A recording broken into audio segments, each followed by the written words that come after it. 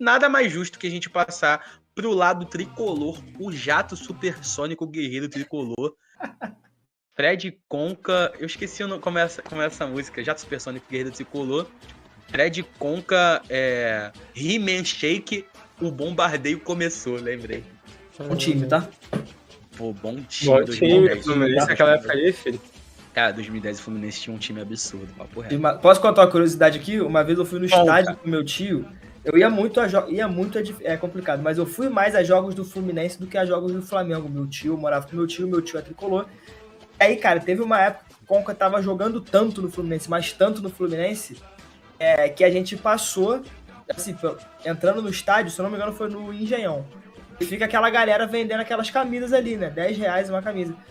Aí o maluco, o ambulante, virou pra mim e me ofereceu, mano. Pô, tu quer uma camisa aqui? Eu falei, pô, de quem é essa camisa? Ele falou, cara, é uma camisa do Conca, camisa 10. Pô, eu falei, cara, eu quero, mano.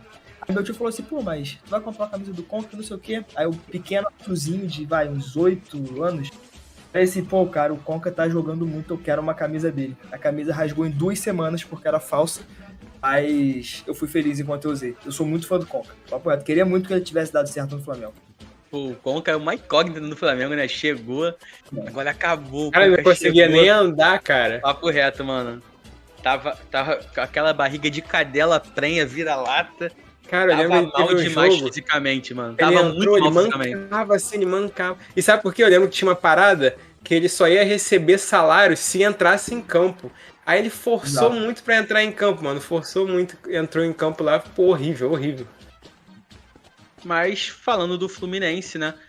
Já na capa aí a gente tem o nosso Pitbull, né? Não tem jeito, o Felipe Melo, Pitbull, cachorro louco, que anunciou a renovação, né, por mais um ano com o Fluminense.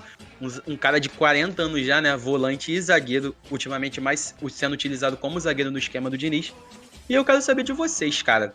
Vocês renovariam por mais um ano com o Felipe Melo? 40 anos de idade, vocês acham que ele rende ainda e tal? Eu acho que, tipo assim, não tem vivido uma fase ruim. Por mais que, dado os nomes que estão na zaga, ele, pra mim, na minha opinião, ele é o terceiro zagueiro, né? Porque o Marlon e o Nino, pra mim, é a zaga titular. Perfeito.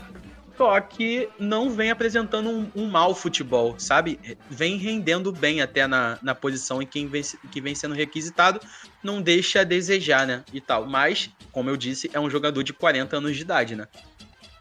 Cara, eu acho que a questão do Felipe Melo, a gente não pode também esquecer da questão extracampo dele, porque o Felipe Melo é muito líder no Fluminense, né?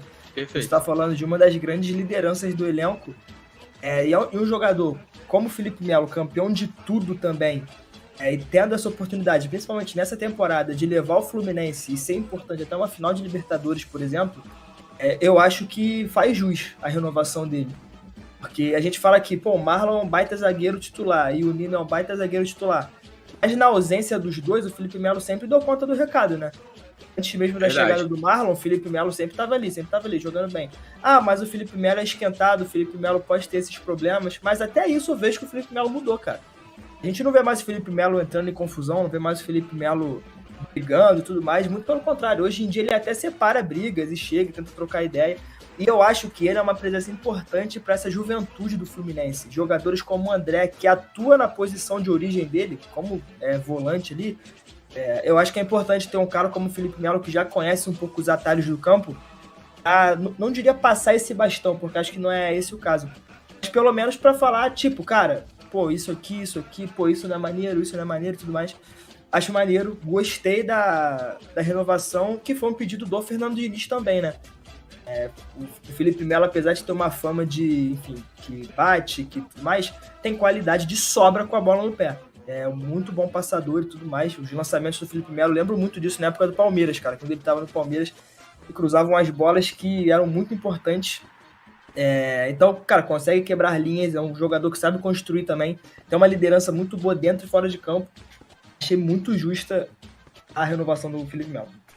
Eu vou até roubar um comentário aqui do Lucão, que ele colocou aqui, ó. Faço das palavras dele a minha. Acho que a renovação do Felipe Melo é justamente por causa da liderança e importante renovação para o time. Pô, realmente, é um líder dentro de campo do Fluminense, como você disse, Arthur. É um cara que tem esse perfil e que agrega muito pro Fluminense, que é um time onde tem jovens jogadores, às vezes precisa de uma experiência assim, principalmente competições como Libertadores, que, pô, o Felipe Melo é bicampeão da Libertadores, então é um cara já cascudo, tem rodagem na Europa. Eu acho que pode ser importante pro Fluminense, apesar da idade, como o Vini disse, que é um problema, mas se o Diniz entende que ele pode jogar por mais um ano, acho que tá tudo certo. Perfeito. Ainda mais agora como reserva, né? Exato. É um bom nome para entrar, às vezes com alguma expulsão ou até mesmo para segurar o resultado. É um cara que sabe jogar, sabe furar a bola ali, né, no momento certo e tal. Então, eu acho uma boa renovação. Eu acho que dentro do que foi apresentado, uma boa renovação. E uma curiosidade é que o Felipe Melo treinou com seu hoje. Pô, é impossível. Treinou com seu próprio filho, pô. Cara, na hora que você foi falar curiosidade, tu travou, pô. Que isso? Voltou agora? Voltou. Cara, você terminou a frase e voltou. Perfeito. Então, voltando, um fato interessante é o que o Felipe Melo treinou com seu próprio filho, que joga no Sub-17. Tá ligado? Seu filho Davi Melo, do Sub-17. Vai esperar? Não sei, né? Vai ser pique LeBron James, mano? Quer jogar com o Brownie? Quer jogar com o Brownie? Então, cara, em 2023 o Felipe Melo disputou 37 jogos, sendo titular na maioria deles. Ao todo são 25 vitórias, 6 empates e 6 derrotas.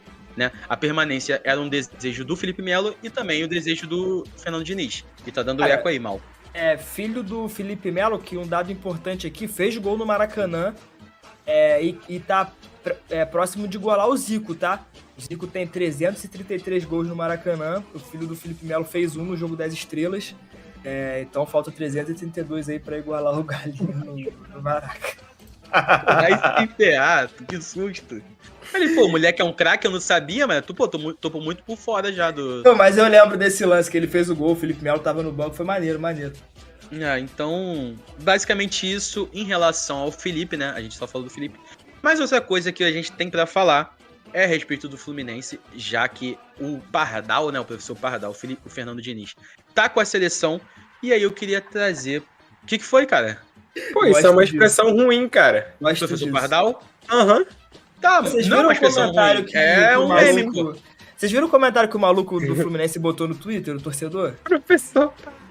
O Diniz apareceu, tipo, de barbinha feita, de terra. Exato. Pô, isso aí foi bizarro, né? No Fluminense todo desleixado. Não, ele falou, o Diniz pra seleção corta o cabelo, faz a barba e vai de terno. No Fluminense parece até aquele ator Náufrago. Que faz o Náufrago, tá ligado? Com aquele pijama, aquela roupa... Parece um pijama. Wilson! Aquele barbão dele, mó cabelão, filho. Mas enfim, como eu havia falando, o que acontece? O Diniz tá com a seleção, e não só o Diniz, o Marcos Seixas, que é o preparador físico do Fluminense, tá com a seleção brasileira também. O Eduardo Barros, que é o assistente do Diniz, também está na seleção. O Nino está na seleção, André está na seleção e o Alexander está com a seleção olímpica. Ou seja, calma, bebê. Ou seja, de seleção brasileira, a gente tem todos esses nomes. Mais o Arias, que é um dos principais jogadores, agora sim. Mas o Arias, que é um dos principais jogadores, que também tá com a seleção colombiana e vem se destacando muito. Então, com isso, o Fluminense tem muitos desfalques, né, e tal, nessa semana de preparação, porque vem chegando um jogo muito importante aí contra o Internacional, que já é pela fase de semifinais, né, da Libertadores. Perfeito. E a programação do Fluminense para essa semana não foi uma preparação, que eu possa dizer, não foi uma preparação com cara de semifinal de Libertadores.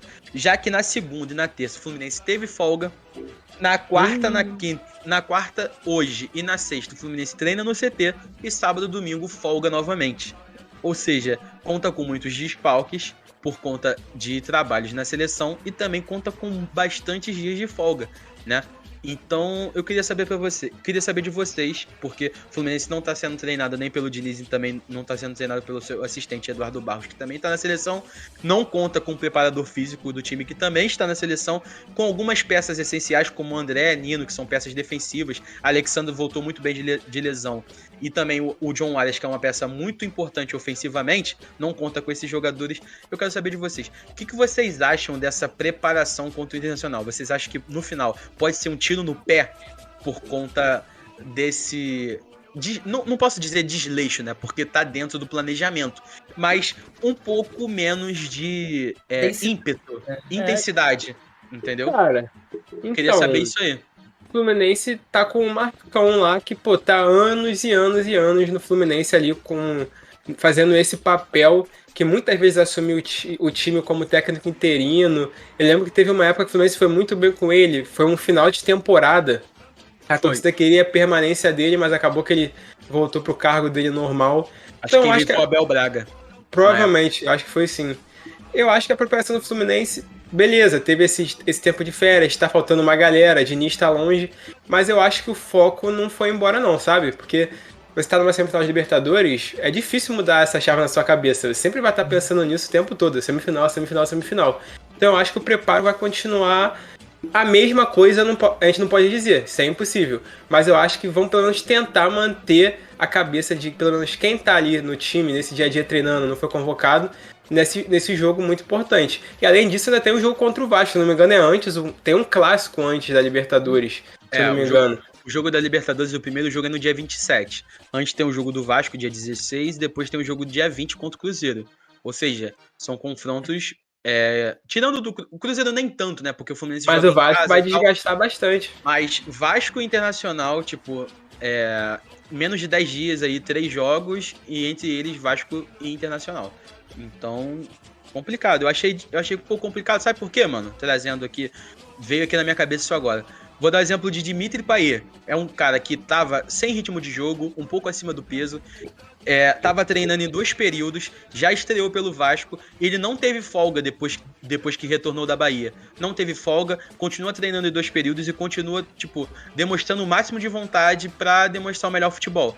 E é um cara que só tá jogando no Vasco, um time que tem um jogo por semana.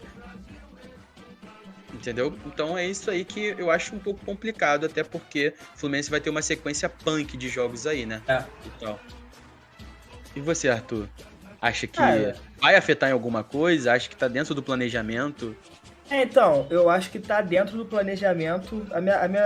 Meu questionamento não é nem quanto à postura do Fluminense, mas sim em relação ao planejamento em si, né? Porque como o LF muito bem falou, eu acho que é difícil tu virar essa chavinha de tô na final, não vou ligar, tô na semifinal, não vou ligar pra semifinal. Ainda mais o Fluminense, cara, que tem a chance de jogar uma final de novo no Maracanã, depois de 15 anos numa semifinal de Libertadores. É um trabalho do Fernando Diniz que teve muitas oscilações, muitas críticas, e finalmente, quando alcançou seu ápice, conseguiu dar frutos e tá na semifinal de Libertadores. Eu não sei se pode dar algum problema lá na frente, não sei se tem a chance de desgastar, mas se acontecer alguma coisa vai ser um ponto que vai ser levantado. Porque a gente vai olhar para trás e vai falar assim, poxa, não foi tratado com desleixo, mas poderia ter sido mais respeitado, vamos dizer assim. Perfeito. Porque a imagem que passa pode não ser o que o time tá pensando, tá? Eu tenho certeza que o Fluminense tá indo com todo respeito nessa partida contra o Internacional, com muita força de vontade. Mas a mensagem que passa é essa discussão que a gente tá tendo aqui. Será que o Fluminense realmente fez o planejamento certinho? O que será que o Fluminense está buscando? O que está acontecendo? Principalmente com essa questão do professor lá na seleção brasileira, né? Levou seus auxiliares. O Marcão, o Marcão é excelente. O Lucão colocou aqui, levou o Fluminense para a Libertadores 2 vezes. Mas ele não é do mesmo nível do Fernando Diniz. Então você ter um cara como o Fernando Diniz ali no dia a dia é onde ele cresce. Então, cara, eu acho que pode fazer uma falta. Acredito que pode. Mas como é um período muito curto também, de data FIFA, não sei se vai afetar tanto assim.